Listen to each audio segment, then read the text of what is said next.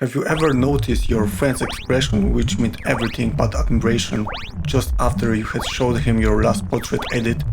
You went home crying and started deleting all those free apps with fancy filters you were so proud of. Then you called your schoolmate you used to rip off during the exams from and asked him for help, and he was like, "You should rather use patching, dodging and burning and frequency separation, duh." Say what? So subsequently you start to search in frequently asked questions for that frequency because you desired proficiency. Okay, stop. Here's a comparison of one of the most effective techniques used by professionals for editing portraits used in Photoshop and Affinity Photo. And yeah, I'm not talking about blurring. Welcome to Ctrl-Z, a channel where you can learn that step backwards can give you more momentum for final blow in the face of a guy who just laughed at your edits.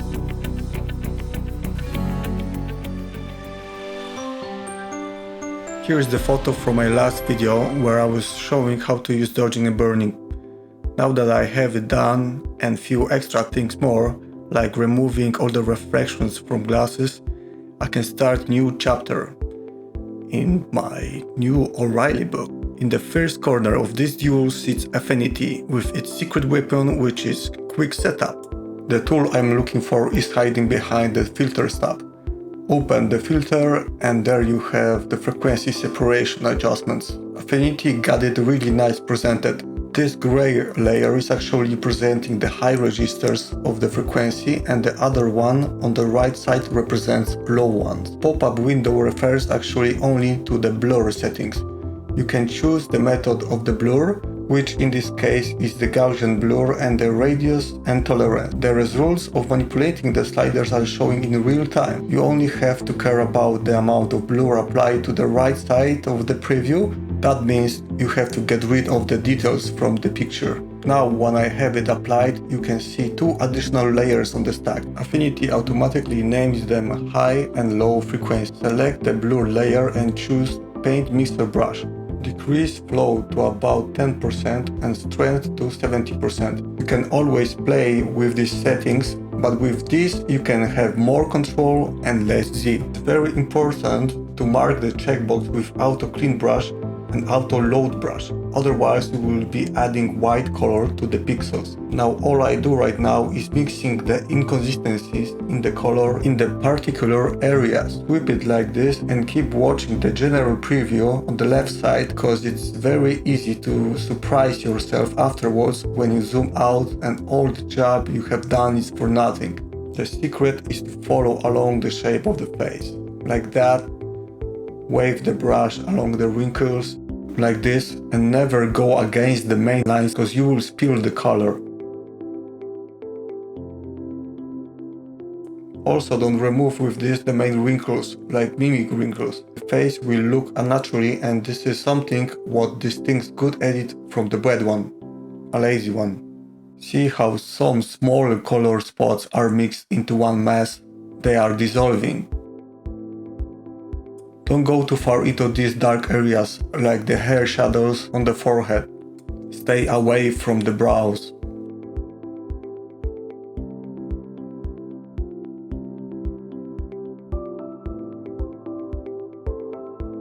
When you reach this kind of discolorations, for example under eyes, you can use brush tool and simply paint over them. Just keep taking samples using I button for a color picker and B for brush. This way is more efficient the more samples you're taking. Just remember to lower the flow and opacity of the brush.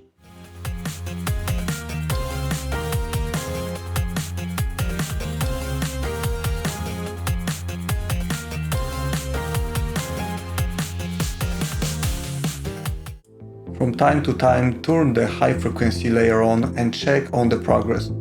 You can notice that both layers turned on makes the real view of the picture.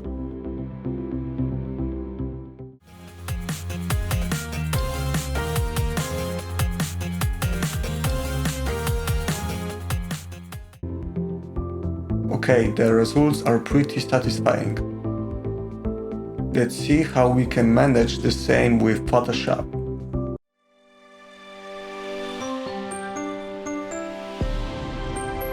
It It begins pretty much the same, just make another layer, but this time it's up to you to name them.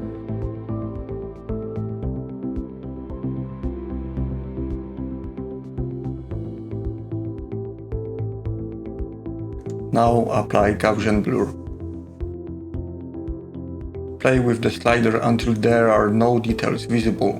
Don't exaggerate.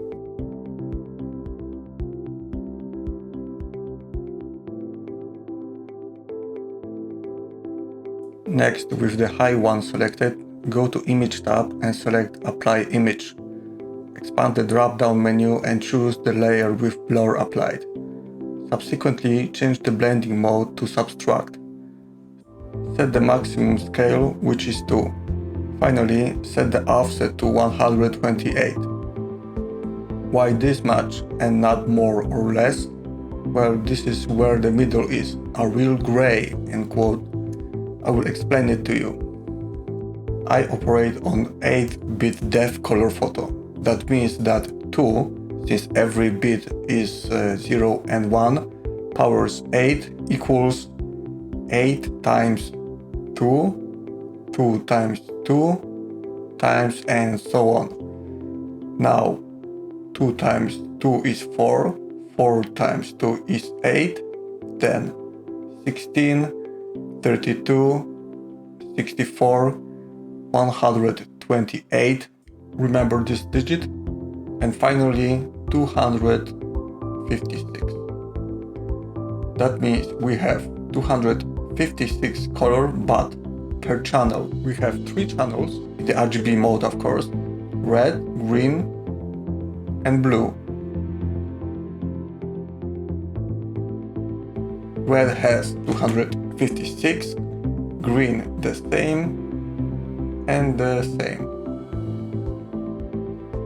So, calculating this, 256 times 256 times 256 yields 16,777,260 colors. This many colors you can see, but you cannot distinguish in the 8-bit RGB mode. Going back to the result, 256 divided by 2 is, remember, 128. This is the middle for 3 channels. So 3 channels applied at the same time makes white, and none makes black. So 122 is the middle, a gray. Hope I made that clear for you. Choose linear light as the blending mode of the high layer and you will see that the gray disappear. As you may remember, this is just illusion, because I have both layers ready and turned on. Let me group them and I will call the folder Freak. Now it's time to choose your weapon. As you can see, Mixer Brush in Photoshop has more controls, which is good, but stick to those important ones. Wetness, load, flow, and most importantly, pick auto clean of the brush so you won't spoil the colors. I won't bother the high frequency layer because I have already patched all the skin imperfections. This is the same photo I used for Affinity. You can do it right now, it's an option, and some people consider it good solution since patching tool won't be messing with the colors. But it's more tedious to work with, both the layers. Everything of course depends on the situation you are put in with the certain photo. The rest of the process looks pretty much the same, so stick to the same rules. I will speed up the video.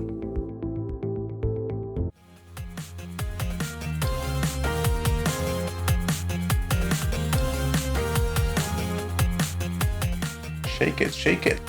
See how these highlights are dissolving?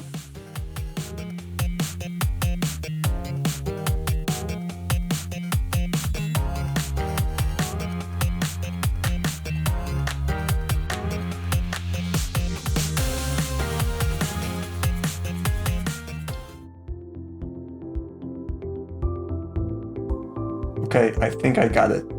The result is pretty much the same as in Affinity. The main differences is how you can set things up for the process.